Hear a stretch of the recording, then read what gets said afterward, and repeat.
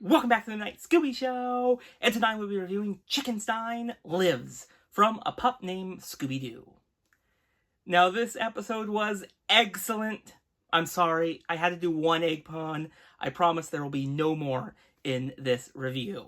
This episode finds the Scooby-Doo Detective Agency tasked by Freddy's uncle who just bought the National Exaggerator to solve the case of why Chickenstein is trying to close down the newspaper for good.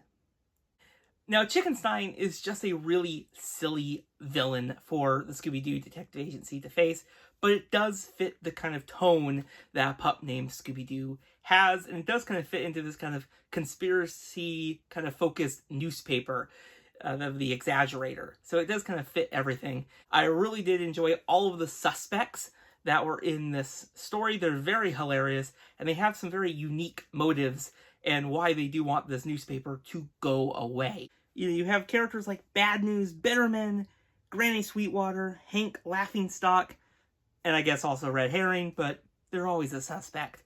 And another very unique thing with all three of these suspects is that they all have a connection back to Scoop at the Exaggerator. So it's very interesting seeing how these motives developed. I also want to mention that the chase song in this episode is hilarious. It's themed around Chickenstein, and it has some really hilarious lyrics in it that I did laugh a lot at.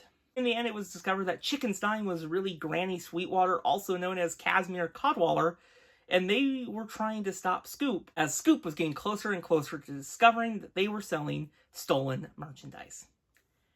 Overall, this was a hilarious episode of A Pup Named Scooby-Doo, and I would highly recommend it. It definitely has a really silly monster, but a pretty good mystery to solve.